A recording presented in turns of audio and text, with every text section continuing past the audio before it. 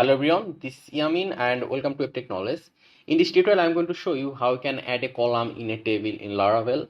So here you can see we have a table over here called user, and in this table I'm going to add a column after this name field. Over here you can see name. After this name field, we're going to add a column called, let's say, phone. So for it, you need to go to your command prompt. Let me just zoom in.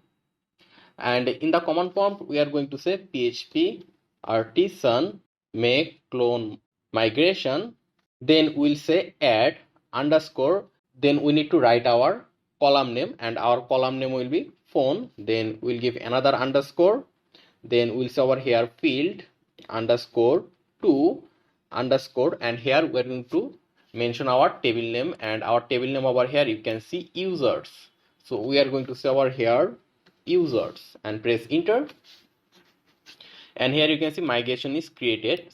And right now if I go back to my code and if I go to my database, then migration, and inside migration here you can see add underscore phone underscore field to users, which is this one.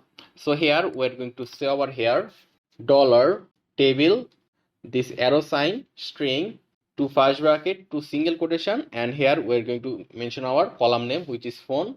Then let's make it nullable, and let's say we want to add this phone column after this name.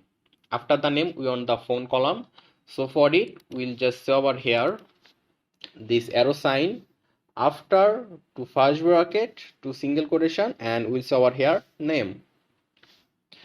Then we'll go down, and over here you can see public function down.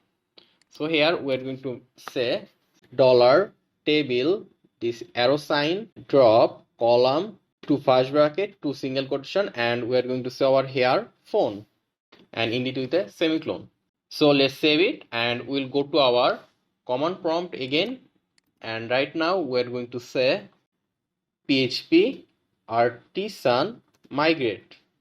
Let's press enter, and here you can see migration is done. And if I go to my database table over here you can see, and if I just refresh over here, and here you can see after name we have a new column called phone.